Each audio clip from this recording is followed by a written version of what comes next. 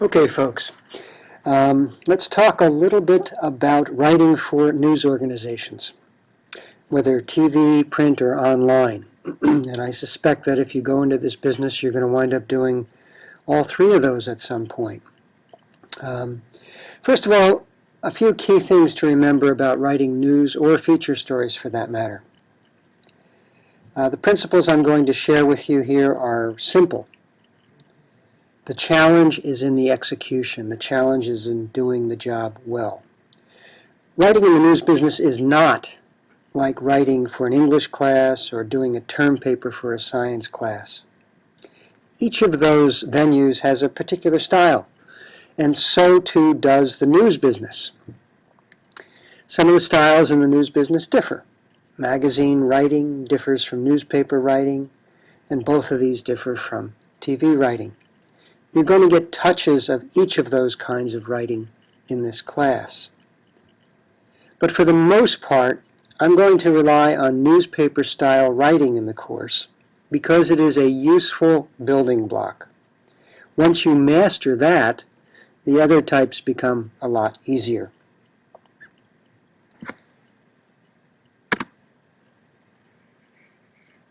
Okay, now, whether you are writing for newspapers or magazines or TV or whatever, no matter which medium you are serving, the core point is clarity. Okay? We're not trying to be novelists in the news business. We're not out to create deathless prose.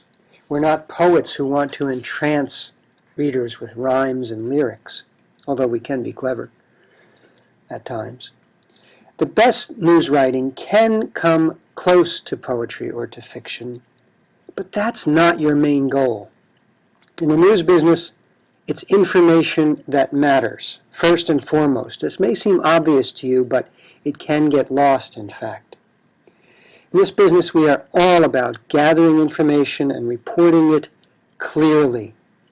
It is all about clarity.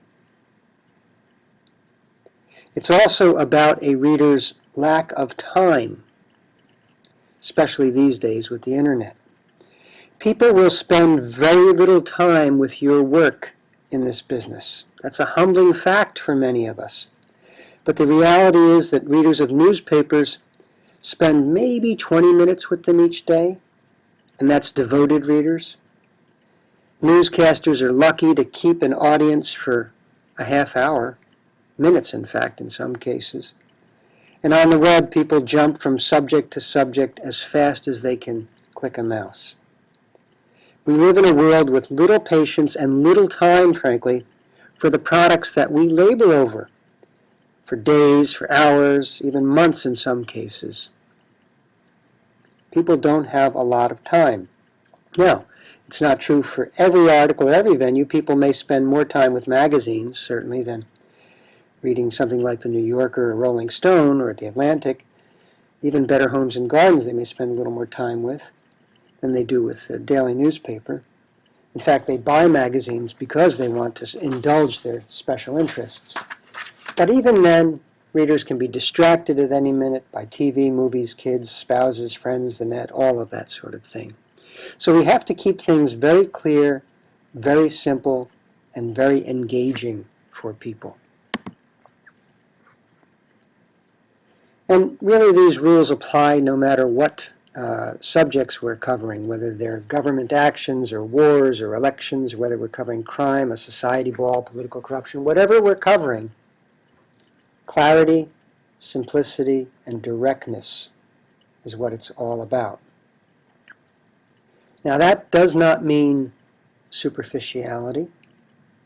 It doesn't mean skimming the surface of a story. It means actually understanding it so well that you can explain it in very simple terms to really any type of an audience. You have to report the stories out thoroughly, so thoroughly, that you can hit the main points in a Twitter feed or in the lead to a story, the beginning of the piece.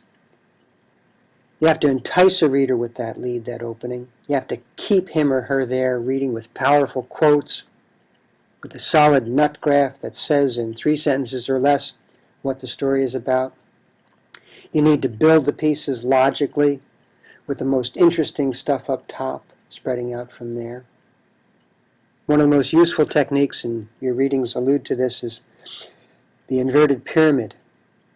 The inverted pyramid is the structure where you have the most compelling material in a story at the top, and then you move into details or contrary information the further down you go. We'll talk about that in a lot more detail. After beginning in that fashion, you then need to fill the story with good anecdotes and color and rich and interesting material. Ideally, the whole story should surprise the reader. That is one of the core elements of news, the surprise factor. You want to keep people reading, and you want them to say, aha, this was something really intriguing. I want to read on. If you don't have those elements, you're going to lose the reader. Now, it's also very important to be what is often called objective, that is, to not take sides in a story. You have to be fair, disinterested, and balanced. Disinterested, by the way, does not mean not interested. Okay? Disinterested means that you don't have a stake in it. Disinterested means that you're not advocating particularly, you are reporting fairly. Now, there's an argument over this in the field. Your Bender text does refer to the need for objectivity, and I understand what he's getting at. The reality is, though, that everybody has a viewpoint when you cover stories. You particularly have a viewpoint when you're going to be doing investigative things that perhaps uncover nasty things. Your viewpoint, obviously, is those aren't good, right? So everybody has a viewpoint. But you need to be fair to all sides and give them their say. Ideally, your bias will not be clear in the article. It's not going to be like watching or reading a political commentary or listening to a political commentary. That might be one-sided. The best practice is to be fair to all sides and give them their say. In your point of view, if it's there, will be subtle, but it's not going to be bludgeoning the reader. You need to be fair, disinterested, and balanced in your reporting. Another really core point is simplicity. Okay?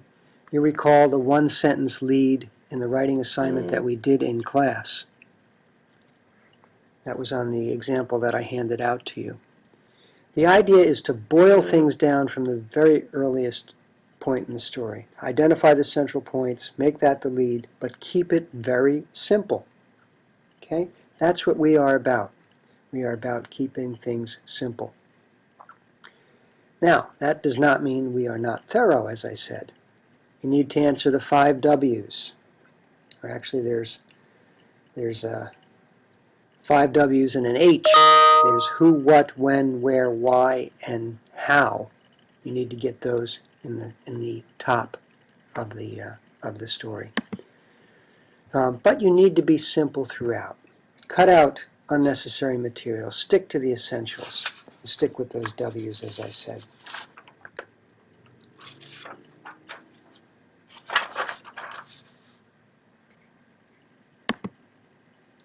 One of the things that I noticed in reading some of the work that you did was that some of you backed into the text. You'd write things like tensions mounted at Friday's council meeting and so on. Be direct. Get to the point. Give us solid information from the outset. If you're writing about, the city council, for instance, and an action they took, tell us what the action was that they took. Tell us right out. Give us the facts.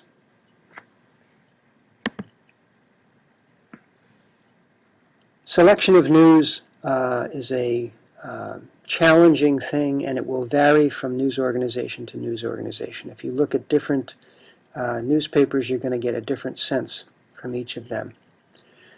But here's a few guides. Okay? News is essentially information that affects people. Affects people. You want to share information that will touch people in some way. It may entertain them, it may disturb them, motivate them, it may make them cry. It may make them react in other ways too. But it needs to be important information. That's what needs to be out there. It can be entertaining. There's nothing wrong with that. That entertainment has its place. But it needs to make a difference. It needs to be something they care about. We talked a little bit in class about how sometimes news is unpleasant. Certainly the example of the minister is a sound one for that. Sometimes news is ugly. Sometimes what we report hurts people.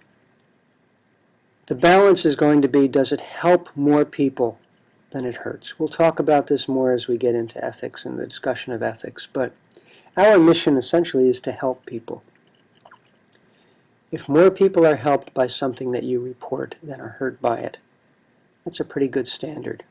Oftentimes, news is something that somebody does not want known. If you are uncomfortable with that, then perhaps your forte is public relations. There's nothing wrong with that. It's perfectly fine. But news oftentimes is something that somebody is uncomfortable with and they don't want known. And our job is to tell the world about that. Certainly criminals don't want their crimes known. Corrupt politicians don't want their foibles known, etc. Our job is to tell those tales. Part of our job, anyway. But it is all about accuracy. Whatever we're reporting, it is all about accuracy. Our first job is to get the facts right and to be thorough and to engage the reader at the same time. Really, the main part of our job is to be accurate and to be out there in timely fashion.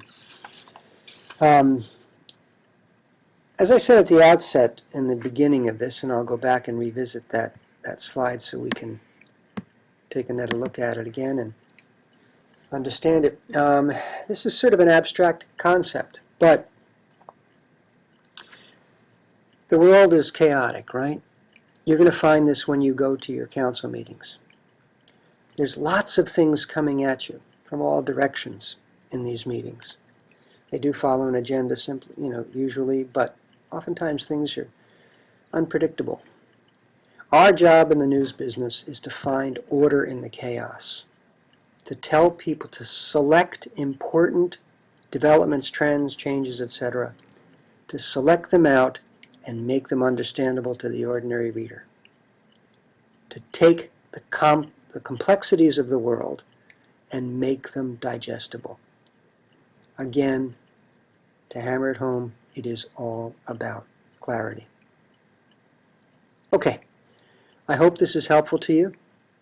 I look forward to our next class, and we'll talk soon.